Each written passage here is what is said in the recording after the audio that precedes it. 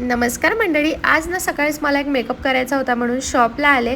पटापट makeup look केला. त्यासाठीची ही सर्व तयारी आहे. लाईट वगैरे सर्व सेट करून घेतला.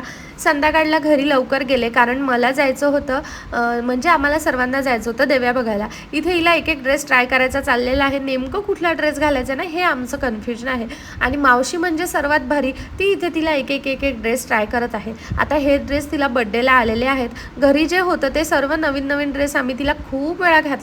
त्याच्यामुळे मग श्रेयाचं असं होतं की नाही दीदी तिला बड्डेमध्ये जे आल्या ना त्यातला एखादा ड्रेस घालू, म्हणून मग आम्ही ते एक एक ड्रेस ट्राय करतो. पण मॅडमला ड्रेस एखादा नवीन घालून दिला ना की तिला लवकर तो अंगामधून काढायचाच नसतो. आणि आमच्या मावशीचं तर समाधान होतच नाही एका ड्रेसमध्ये, म्हणून आमचं सारखं किती वेळचं तेच ते करायचं चाललं आहे. ही मात्र नवीन ड्रेसमध्ये खूप जास्त एन्जॉय करत होती आणि हातामध्ये मोबाईल असताना आणि गाणं सुरू असताना तर आमचं काय विचारू नका. सोबत नाचणं सुद्धा सुरू होतं. तर बघा आम्ही हिला हे 3 ड्रेस घालून बघितलेले आहे.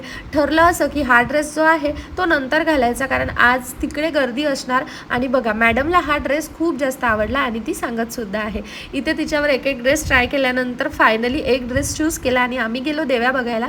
तर बघा खूप सुंदर असं देवी आहे आणि या दोघी मावशी आणि लेख यांचं बघा काय चाललेलं आहे. प्रिशू अजिबातच माझ्याकडे येत नव्हती, तिला मावशीकडेच थांबायचं होतं.